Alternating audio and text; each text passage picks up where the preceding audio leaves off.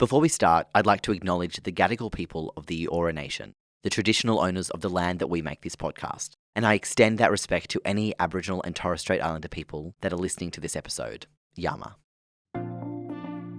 G'day, I'm Raddy Walden, and this is Talking Frank, the Strip Down. In these mini-eps, I'll be breaking down, summing up, and stripping back some of the important points that we touched on in the last episode. So, let's get frank about this week's topic: sex toys and masturbation. Now, many young people feel ashamed, embarrassed, or awkward about masturbation, but as a safe way to learn about your body and what feels good, with no risk of STIs or unplanned pregnancy, we're here to put masturbation on the map. And who better to chat about having a wank than Lucy Walk, the founder of sex toy company Normal. I think once people realise that, it's not just something where you sort of sit there and lie still and rub, that you can get so much more creative. Yeah, it can actually get much more fun as well. And you can listen back to that full episode. It's in your feed now. But this is the Strip Down. Number 1, take care of your toys. Variety truly is the spice of life. And there's a lot of variety when it comes to sex toys. With toys that stimulate, stroke, squirt, fist, grow and glow, there's something for everyone and every mood. Now, most of you would have seen that episode of Broad City. You know, the one where Abby puts the sex toy in the dishwasher. It's a real travesty.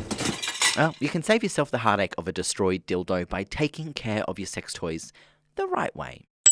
Now, you may not think you need to wash your toys after every use, but a thorough clean is essential for keeping you and your toys fresh. Now, care instructions for toys can vary, so it's best to just follow the instructions that came with it.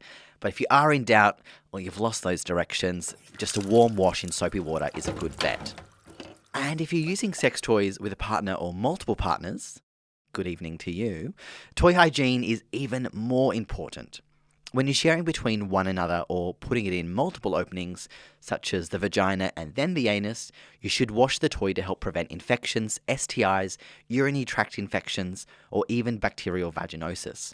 And using a condom on the toy and changing it between partners or body locations can also minimise the risk of infections. Nothing to be alarmed about at all, but some good hygiene practices can save you trips to the doc. Number 2, solo sex can be good for partnered sex. Speaking of wanking, solo sex can also improve the sex you have with a partner or partners. Not only does it build confidence in your sexuality, but being familiar with your body and what feels good can help you communicate your wants and needs to future partners. After all, if you don't know how to enjoy your body, then how do you expect anyone else to be able to? What's that old saying? If you want something done right, do it yourself? Well, I'm going to add first to that. If you want something done right, do it to yourself first. Then you'll know exactly how you want your partner to do it. Number 3, mutual masturbation. Another arm of masturbation, pun intended, is mutual masturbation. Now there are 2 variations, either 2 people masturbating in each other's presence or 2 or more people simultaneously stimulating each other's genitals. Both of these variations are a form of sex, and that means that consent is required from all partners. And as long as there's consent, this is an incredibly safe sexual practice with tons of opportunities for pleasure and exploration. Number 4, we love lube. Now, if we're talking about pleasure, wetter is better. We're using lube, and lots of it. And if you're not, from today, yes you are. Lube or lubricant isn't something to be afraid of. And if you associate lube with vaginal dryness, it's time to think about the big picture here. No matter your age, gender, or sexual preference, lube is all about making sex smoother and more pleasurable. Lubes come with water, oil, or silicone bases. Water-based lube is a good bedside staple. It can be used for all sexual needs, from partnered sex to masturbation. Water-based lube is also safe to use with latex condoms and sex toys, and it's really easy to clean out of bed sheets and clothes, which is a major bonus. Oil or silicone-based lubes may last longer, and they're great for shower sex, but they can damage sex toys and you can't use them with latex condoms. And boy, are those oil stains tough on the sheets. Number 5, it's totally normal and nothing to be ashamed of.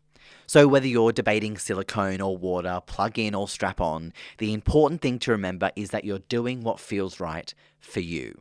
Masturbating is totally normal and there's nothing to be ashamed of. Even if it's not something that's discussed openly in your friendship group, trust me, you're not alone. There's no doubt that solo sex has enormous psychological and health benefits, but beyond that, it just feels great. And if it doesn't feel great, stop. And they're the stripped down facts from episode 1. You can go back and listen to the full episode in your feed now. But if you want some more information, you can go to frank.org.au, give the Family Planning Australia talk line a call, or I've even popped a few little bits of cheeky information in the show notes below.